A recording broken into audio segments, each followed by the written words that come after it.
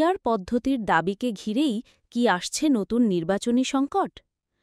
নির্বাচনে হতে হবে ভোটের অনুপাতে আসন বণ্টন বা আনুপাতিক প্রতিনিধিত্ব বা পিআর পদ্ধতিতে জামায়াত ইসলামী নেতাদের এমন বক্তব্য নতুন করে আলোচনা তৈরি করেছে রাজনৈতিক অঙ্গনে।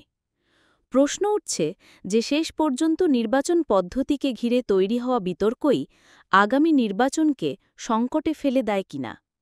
কারণ দেশের এই মুহূর্তের প্রধান রাজনৈতিক দল বিএনপি দৃশ্যতই এই পিআর পদ্ধতির বিরুদ্ধে শক্ত অবস্থান নিয়েছে। অন্যদিকে জামায়াতে ইসলামী শনিবারের সমাবেশ থেকে এই পদ্ধতিতেই ভোটের পক্ষে তার অবস্থান আরও সুদৃঢ়ভাবে প্রকাশ করেছে।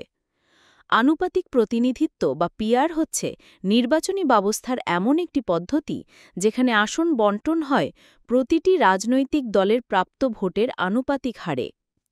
বিএনপি সংসদ নির্বাচনের পদ্ধতি নিয়ে জামায়াতের এই তৎপরতাকে দেখাচ্ছে নির্বাচন বিলম্বিত করার কৌশল হিসেবে।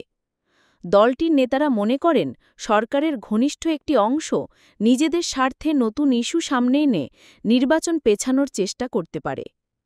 অন্যদিকে জামায়াত বলছে প্রচলিত পদ্ধতিতে জনমতের প্রতিফলন ঘটছে না বলেই তারা পিআর পদ্ধতি চাইছেন। দলটির একজন শীর্ষ নেতা বিবিসিকে বলেছেন কোয়ালিটি নির্বাচনের জন্যই নতুন পদ্ধতিতে নির্বাচন হওয়া উচিত বলে তারা মনে করেন।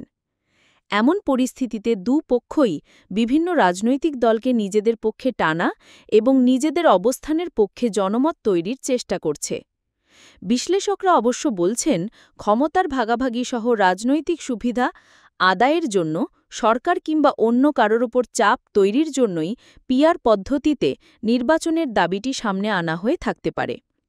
তবে তারা এও মনে করেন যে নির্বাচন পদ্ধতি নিয়ে দলগুলোর মধ্যে দূরত্ব না ঘুচলে সেটি আগামী বছরের শুরুতে অনুষ্ঠিতব্য নির্বাচনকে সংকটে ফেলে দেওয়ার মতো পরিস্থিতিও তৈরি করতে পারে।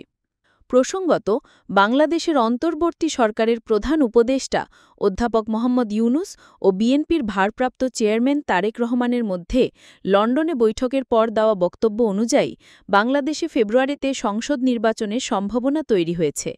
তবে সেটি কোন পদ্ধতিতে হবে তা এখনও সঠিক করে বলা যাচ্ছে না।